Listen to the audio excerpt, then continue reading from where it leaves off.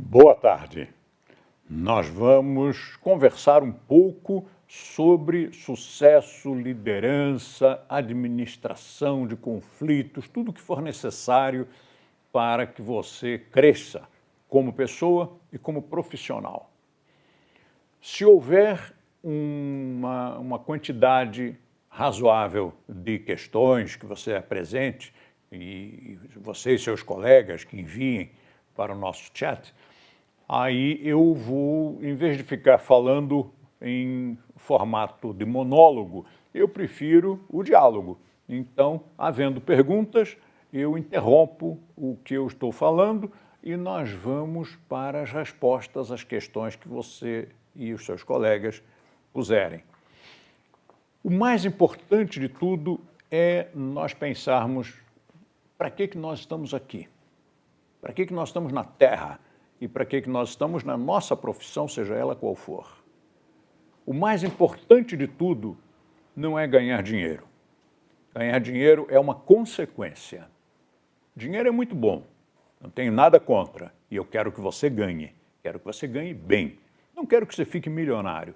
Eu quero que você tenha o suficiente para uma vida com dignidade e com segurança, para o caso de um acidente, uma enfermidade e até mesmo mais tarde, na velhice.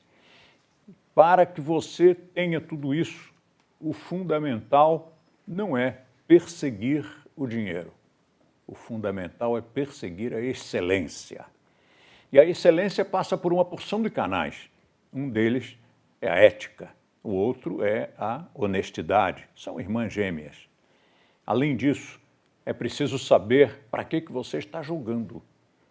Se você tiver um time muito bom e um treinador muito ruim, esse time não ganha. Mas se for o contrário, se for um treinador muito bom e um time muito ruim, você também não ganha o jogo. Agora, se você tiver um time muito bom e um treinador muito bom, você também não ganha o jogo, a menos que você saiba para que está jogando. Esse é o grande problema. Muita gente trabalha, se esfalfa, se mata, estressa-se, esgota-se, mas não sabe para quê. Corre de um lado para o outro, gasta a vida, mas não sabe para que está fazendo tudo aquilo. Em geral, essa síndrome afeta mais ao empregado. O empregado geralmente não sabe para que está fazendo aquilo tudo. Ele faz porque ele tem um emprego, disseram-lhe que ele tem que fazer determinadas coisas, ele faz, mas ele não sabe para quê. Ele não tem uma visão de maior alcance lá na frente, inclusive alcance estratégico, para saber qual é o motivo, por que o líder determinou que um determinado procedimento fosse praticado. Ele vai lá e obedece, pratica. Às vezes nem obedece e não pratica. Mas mesmo quando ele faz direitinho a sua função, ele não sabe bem para quê.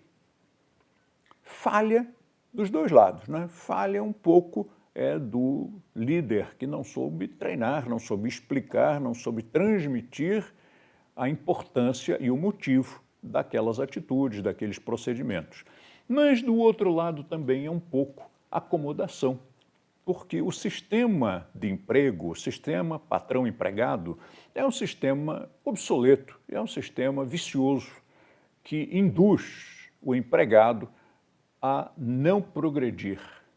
Por que não progredir? Porque o sistema todo precisa de bucha de canhão para funcionar. Precisa daqueles que estejam lá se matando no fronte e se todo mundo fosse general, não ia ter ninguém para ser soldado, né? Então, todo o sistema foi criado para que, desde a infância, nós quiséssemos ser empregados. Você se lembra? O seu pai, sua mãe, seus professores, todo mundo dizia, é preciso estudar para conseguir um bom emprego. Precisamos de um diploma para conseguir um bom emprego. tudo girava e tudo gira em torno de conseguir emprego. Bom e emprego são contradições em termos, porque se é emprego não pode ser bom. Ah, mas é muito bom, eu ganho muito bem. Tá certo, há empregos que remuneram muito melhor, mas também é o caso de perguntar, se remuneram melhor, talvez esse emprego, essa função esteja embutindo algum risco muito grande, alguma responsabilidade muito grande e que na hora em que a coisa estourar, vai estourar na mão do empregado. O empregador talvez não se sinta tão responsável, porque a responsabilidade estava na mão daquele empregado que está lá no fronte. Então, as profissões de maior risco, ou risco de saúde, profissões insalubres, profissões que têm riscos de todo tipo, ou então as profissões de grande responsabilidade, que, em caso de alguma falha, poderiam levar o empregado, enfim, o responsável, aos tribunais. Nesses casos, às vezes, as profissões são mais bem remuneradas. Mas isto não quer dizer que é um bom emprego, quer dizer que é um emprego que paga bem.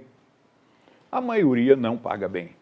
A maioria não paga a saúde que você gasta e não paga o tempo, os anos verdes da sua juventude, porque o tempo passa muito rápido. E quando você olhar para trás, o que você fez da vida? Então, mais atrás, eu lancei a pergunta, a reflexão, propus essa reflexão. Para que nós estamos aqui? A que estamos nós aqui? O que nós estamos fazendo nesta vida ou nesta profissão, seja ela qual for? É preciso que nós tenhamos muito presente o objetivo de que nós queremos fazer diferença. Tá certo, um ou outro não quer, mas eu tenho certeza de que não é o seu caso. Nós queremos fazer diferença.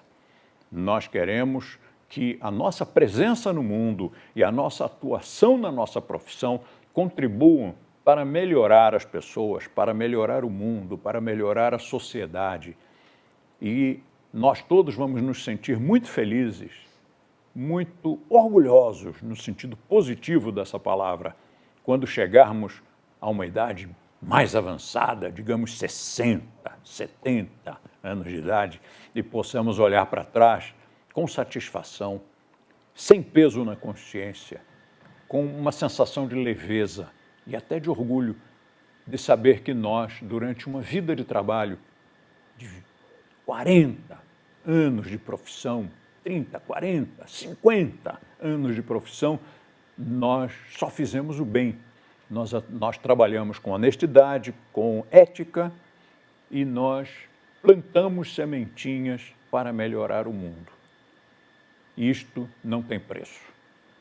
E o dinheirinho? O dinheirinho é a consequência, porque se você é honesto, se você tem ética, se você tem boas relações humanas e cultiva a cortesia, as amizades, ajuda as pessoas, você faz coisas boas e você desenvolve, cultiva a excelência técnica em tudo que você fizer, o dinheirinho vem, é uma consequência. Ontem, dando uma aula, eu lembrei os nossos colegas de que quando as pessoas são ávidas por dinheiro, o dinheiro foge delas. Quando elas são ávidas por conquistar uma pessoa, um rapaz ávido por conquistar uma menina, a menina foge dele. Então, um dos grandes truques para conseguir dinheiro é ser perfeitamente desapegado do dinheirinho. Vamos reconhecer que é bom, é útil, é uma energia necessária que em boas mãos nos permite construir coisas muito boas para a humanidade. Precisamos ganhá-lo, mas o principal é não estar apegados a esse dinheiro, não estarmos apegados a essa energia. Deixemos que ela flua. Dinheiro é uma energia volátil, é da natureza dele entrar, sair, virar fumaça. Então, que nessa passagem, quando ele passar pelas nossas mãos, que nós nos lembremos, estou tendo um privilégio. E esse privilégio Com ele, eu vou poder fazer boas obras sociais, boas obras em todos os sentidos, e depois deixar a minha marca. É muito importante isso, qualquer que seja a nossa profissão. Mesmo que a profissão seja de pedreiro, encanador, pintor de paredes, não importa. O que importa é que você seja o melhor pintor de paredes, o melhor encanador, o melhor pedreiro, que você faça aquele trabalho com um sentido de realizar o melhor possível, como uma arte. Que você faça, se você é pedreiro, que você vai construir um muro, que você coloque cada tijolo em cima do outro com arte, com cuidado, com amor. Que você não esteja fazendo aquilo de carregação, de qualquer maneira, só para poder ir embora para casa ou só para poder ganhar o dinheirinho, mas que você faça aquilo com carinho, com amor, com arte. Se você fizer isso, você em pouco tempo vai ser o melhor ou um dos melhores da sua área. Isto é sucesso, ser um dos melhores e mais, não queira estar lá em cima.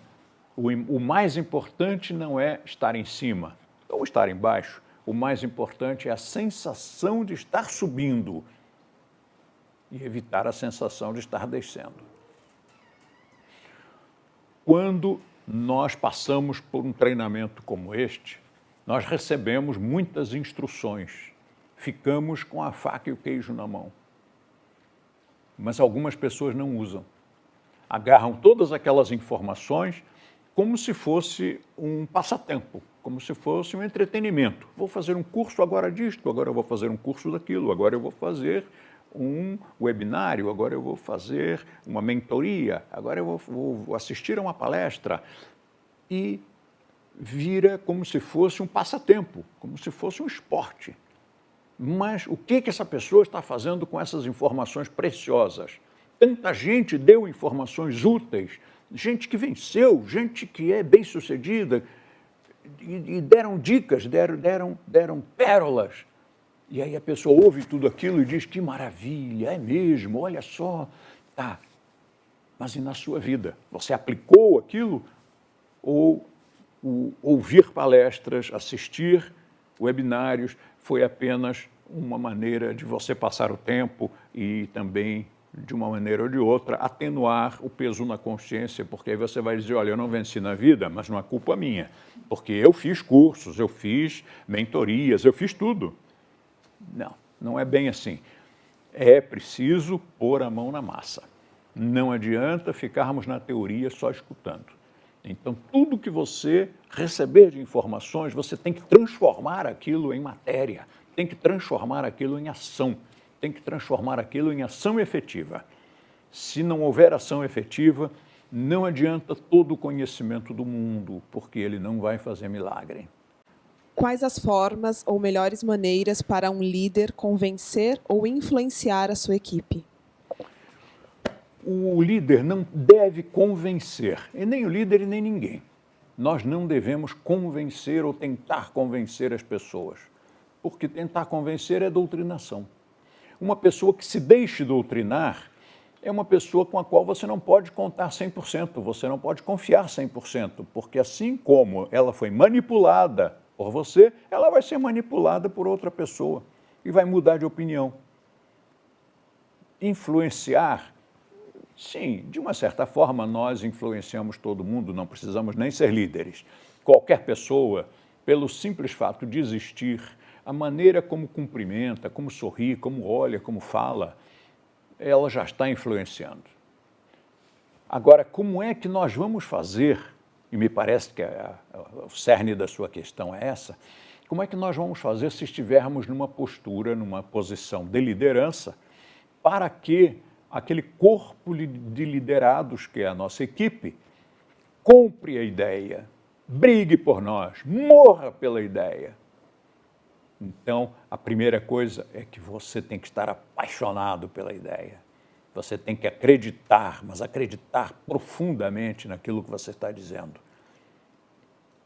E você precisa conversar com as pessoas, não para convencê-las, não para doutriná-las, mas para mostrar a elas o quanto você é apaixonado por aquilo que faz. Eu me lembro de uma vez lá em Portugal, lá no Porto, eu assisti a uma palestra de um industrial, um grande empresário, e ele fabricava sabonetes. Ele fez a sua palestra emocionadíssimo sobre a arte de fabricar sabonetes, o orgulho da empresa dele que vinha desde 1800 e qualquer coisa. E ele se emocionou, ele chegou às lágrimas, e não só ele, a plateia chegou às lágrimas de um homem que estava falando sobre fabrico de sabonete. Ou seja, não importa o produto ou serviço, importa o quanto você acredita nele, o quanto você é apaixonado por ele. Tenho certeza de que os comandados desse senhor, já que ele era industrial, ele era patrão, ele devia ter ali um exército de empregados trabalhando na sua fábrica, parte administrativa e tudo mais. Tenho certeza de que a maior parte dos seus empregados o admirava. A maior parte desses empregados fazia sabonete com muito orgulho também, porque o chefão lá, o dono da empresa, era apaixonado por aquilo. E depois, tratar bem sempre as pessoas, porque o líder não é aquele que manda que os outros façam. O líder é aquele que, em primeiro lugar, vai lá e faz. E depois, seguindo o seu exemplo, as outras pessoas vão querer fazer também. É claro que você vai encontrar uma porção de gente que não é assim. Mas os que não são assim são dispensados. É simples. Se numa equipe há pessoas que não se deixam contagiar pelo entusiasmo, que não vão lá e seguem o exemplo, que precisam ser mandadas, senão elas não se movem do lugar em questão, essas pessoas não vão durar muito tempo na empresa, porque existe uma legião de jovens querendo entrar no mercado de trabalho, gente recém-formada nas áreas técnicas e acadêmicas. Tem muita gente querendo tomar o lugar daquele que não trabalha bem. E é claro que faz parte do sistema que ninguém vai querer ter como funcionário alguém que não corresponde. Então, ele naturalmente, o sistema de seleção das espécies, naturalmente, ele vai ser substituído por outro que se deixe influenciar. O mais importante da liderança, para que você leve as pessoas a comprar a sua ideia, defendê-la com entusiasmo, é tratar bem as pessoas, é olhar nos olhos com sinceridade, é falar com franqueza, é tratar bem com carinho verdadeiro, não carinho artificial, aquele carinho de gesso, né? Não é isso. É um carinho verdadeiro, aquele prazer que você tem de estar trabalhando com uma equipe que você também admira. E a essas pessoas você vai dar um treinamento, porque um dos grandes problemas das lideranças é que o líder não dá treinamento, ou dá um treinamento muito pequeno, e a pessoa erra, né? Se não tem um treinamento intensivo, repetido, e enfático, paciente, se não tem treinamento, a pessoa erra. E aí o que acontece? Muita gente que se diz líder vive dando broncas. Líder não dá bronca. Não precisa dar bronca. Se ele é líder mesmo, tem liderança, não precisa dar bronca. Para que dar bronca? Você vai lá e ensina. Depois você supervisiona. Depois você aplica controles para ver se a pessoa está fazendo direitinho. Aplicar controles, por exemplo, seria, quando está na rua, telefonar para ver como é que a pessoa atende ao telefonema. Você treinou para que atendesse de uma determinada maneira. Depois você supervisionou para ver como é que a pessoa estava atendendo. E depois você aplicou controles para que, sem a sua presença, a pessoa fosse atender e você pudesse checar se está atendendo direitinho. E se estiver fazendo errado, vai lá e explica novamente. Tem que ter paciência. Explicou várias vezes, repetidas vezes, a pessoa continua não aprendendo, não querendo fazer, cai naquele caso já mencionado. Tem muita gente querendo o lugar dessa pessoa. Se ela não vai fazer direito, o mercado é assim, né? É selvagem. Se a pessoa não trabalha direito, ela não vai continuar naquela função, talvez não continue naquela empresa, talvez não continue nem no mercado de trabalho. Vamos ver a próxima pergunta.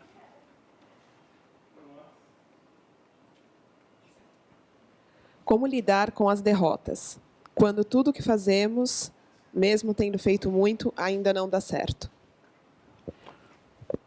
As derrotas e o fracasso são apenas cursos que nós estamos fazendo para acertar. E o sucesso é apenas o produto de uma série de fracassos.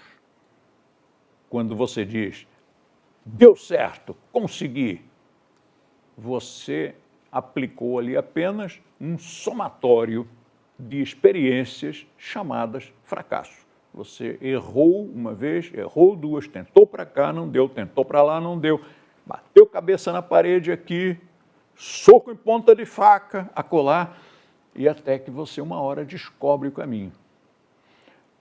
Há uma anedota, mas que é verdadeira. Antigamente, usava-se muito telemarketing. Hoje ele é execrável, né? Aquele telemarketing, televendas, aquela coisa chata. Mas, naquela época, dizia-se que, em média, a cada 10 telefonemas de um determinado produto, o vendedor que estava fazendo o televendas venderia um produto.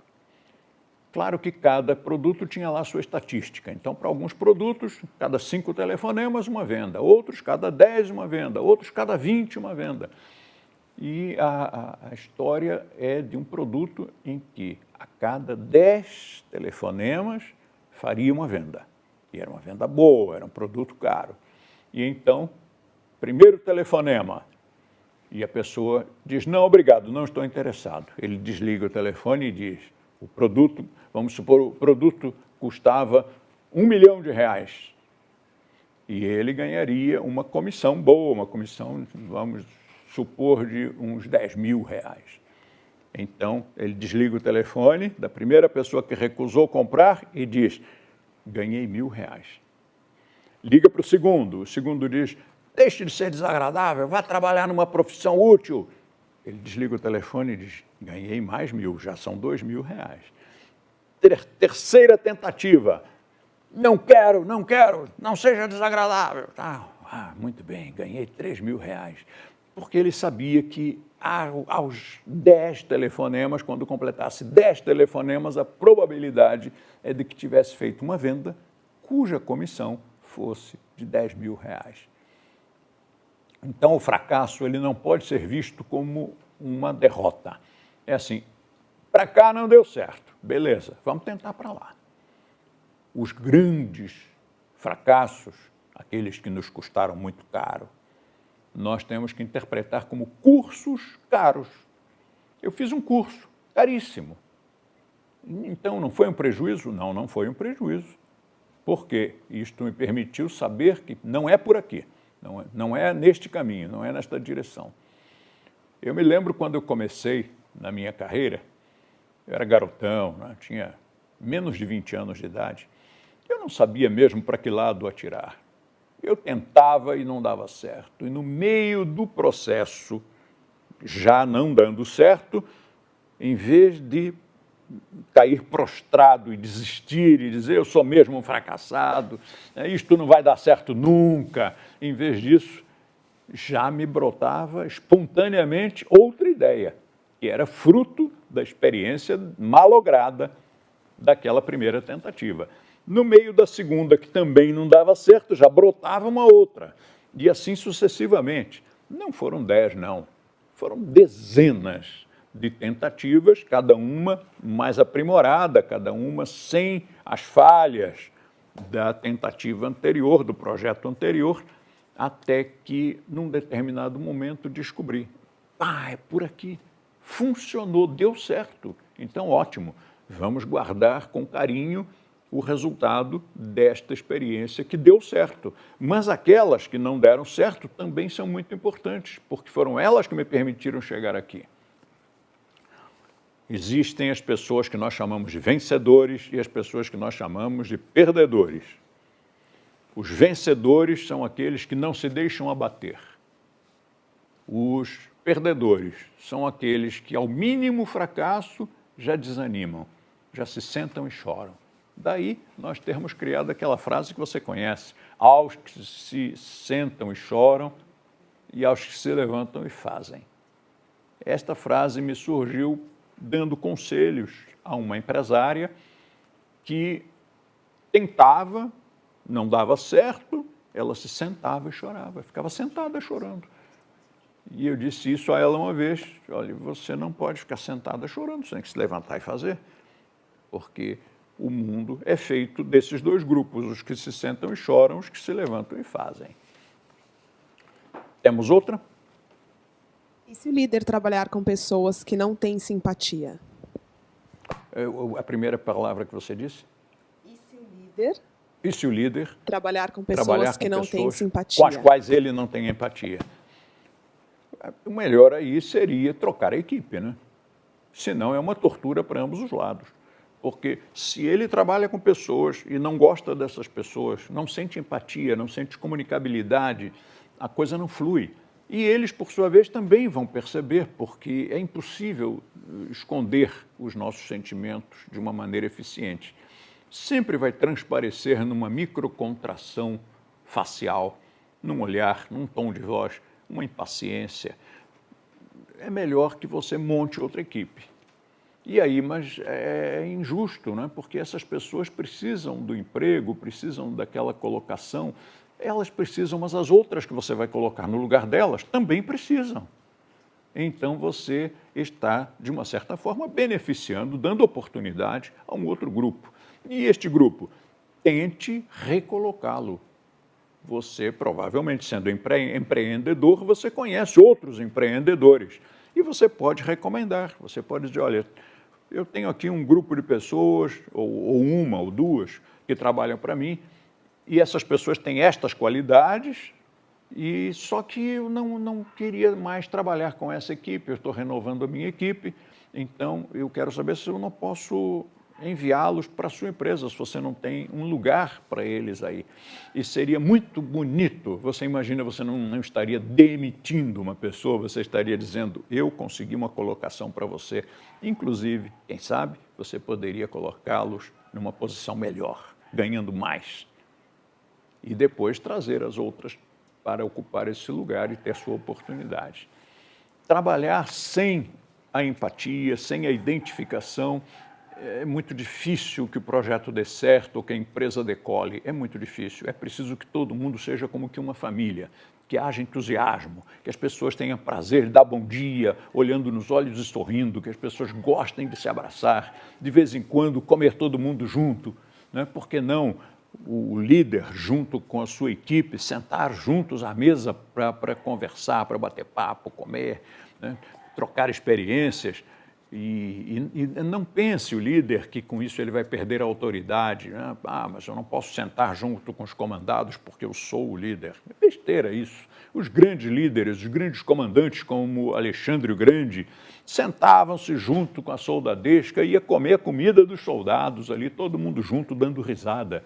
E era por isso que esses soldados morriam por ele. E na empresa não é diferente, porque marketing é guerra. E você tem que ser um general amado pelos seus comandados. E se você for um comandado, você tem que amar o seu general. Se não existe empatia e você está na posição de comandado, veja lá se vale a pena continuar nessa equipe ou nessa colocação, nessa empresa, ou se é melhor buscar outro lugar, outro trabalho. Me parece que tem mais uma. E se uma pessoa estiver descontente com o seu trabalho e não souber como seguir? O que o seu líder deve fazer? Se a pessoa estiver descontente com o trabalho e não souber... Como direcionar? Como direcionar esse descontentamento, né? Aí a pergunta é: o que o líder, como o líder deveria agir? O líder tem que ser, acima de tudo, como que um conselheiro, uma pessoa em quem o liderado deve confiar. É preciso que haja diálogo. É muito bonito quando o líder cumprimenta um membro de equipe, sabe o nome dele, mas também sabe o nome da esposa dele, também sabe o nome do filho dele, também sabe em que escola esse filho trabalha, o nome do cachorrinho, e que possa haver conversa, real, não aquela conversinha chata para preencher o tempo ali, eu tenho que conversar, o que eu vou falar? Vou falar sobre o tempo, vou falar sobre o jogo de futebol. Não, vamos falar sobre a vida das pessoas. E sabendo disso, sabendo todo o histórico, toda a problemática da vida daquele comandado, o líder vai ter condições de aconselhá-lo, vai poder orientá-lo no sentido de vencer alguma limitação, algum problema, até mesmo, quem sabe, um problema cultural, um problema técnico, né? Talvez o comandado não conheça, não tenha a formação suficiente ou os dados necessários para completar aquela missão, e o líder, como conselheiro, ele vai sentar junto, vai conversar sobre a família, vai conversar sobre os filhos. Depois que estiver todo mundo relaxado, eu posso confiar nessa pessoa, é um ser humano que está falando comigo, então agora vai o conselho. Como é que eu acho que você poderia resolver essa limitação, essa dificuldade? Muitas vezes nem é uma questão da pessoa não saber executar a função. A maior parte dos problemas que ocorrem nas empresas e fora delas é de relacionamento humano. A dificuldade que as pessoas têm é emocional, é comportamental.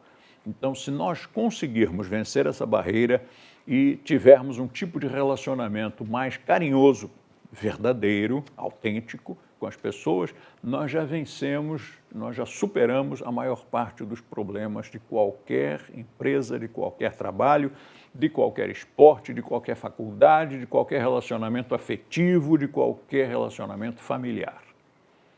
Temos mais alguma? Como conciliar longo prazo com curto prazo, para traduzir a visão em coisas concretas factíveis? Quando nós pensamos em longo prazo, nós pensamos em estratégia. Quando pensamos em curto prazo, nós pensamos em tática. Muita gente não sabe a diferença entre esses dois termos. Então, vamos colocar assim: com a tática você vence batalhas, mas com a estratégia você vence guerras. Como assim? É que a tática, ela atua, em geral, a mais curto prazo. E a estratégia, em geral, ela vai dar os seus frutos lá na frente. Falando de uma outra maneira, a tática nos dá as ferramentas para que, por exemplo, nós consigamos colocar um produto no mercado e vendê-lo, ou um serviço. Mas se não houver uma estratégia por trás dessa tática, você vai conseguir vender sim, durante um tempo, e depois não vende mais. Depois você, para fazer as vendas, comprometeu o bom nome do seu produto. Então, é preciso que os dois atuem juntos. Um grande exemplo disso foi a Guerra do Vietnã. Na época, os estadunidenses tinham grandes generais bons em tática, mas péssimos estrategistas. Então, o que aconteceu? Eles venceram quase todas as batalhas e perderam a guerra. Numa empresa, isso acontece com muita frequência. A empresa está vendendo muito bem, está conseguindo muitos clientes, está estourando no mercado, todo mundo fala dessa empresa, seus produtos estão em toda parte, de repente, e da empresa? Faliu. Porque não teve a visão estratégica, que é a visão de longo prazo. Em termos de divulgação e marketing, propaganda e marketing, a estratégia, em geral, passa pelo lado da propaganda institucional. Ou seja, aquela propaganda que não vende nada. É uma propaganda que só serve para fortalecer a marca. E a tática é a propaganda e marketing que promove vendas. Então, promove vendas, mas às vezes compromete a imagem. Um produto que diga, novo, brinde, faça agora, compre agora, vai vender mais. Desconto, vai vender mais. Mas talvez esse produto esteja queimando a sua imagem, especialmente se for serviço, está queimando a sua imagem. Vai conseguir vender um pouco e depois as pessoas não vão mais acreditar. Quando disser fórmula nova, não é fórmula nova coisa nenhuma, é a mesma fórmula. Toda vez eu compro o mesmo produto e vejo que está igualzinho. Me enganou 1, 2 vezes, não me engana mais.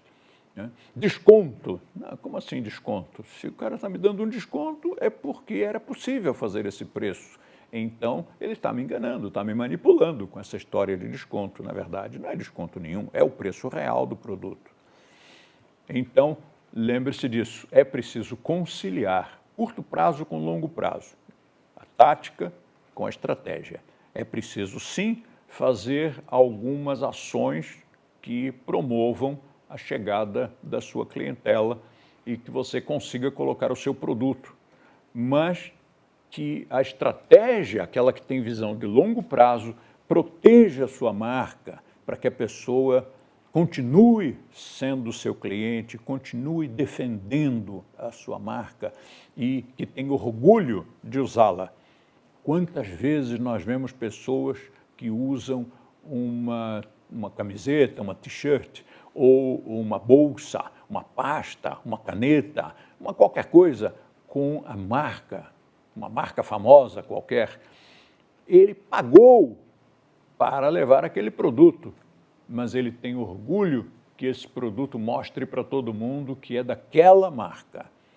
Essas marcas foram marcas que investiram muito mais na estratégia do que na tática, ou talvez em ambas de forma equilibrada. Temos mais uma pergunta ali embaixo. Como colocar em prática tudo o que aprendemos? Existe um método para fazer isso? Para colocar em prática só tem um método, é viver. Viver e errar. Quando eu tinha uns 20 anos de idade, tive um aluno, jovem também, não tão jovem quanto eu na época, mas ainda jovem. Eu tinha uns 20, ele tinha uns 30, muito bem sucedido e era administrador de empresas.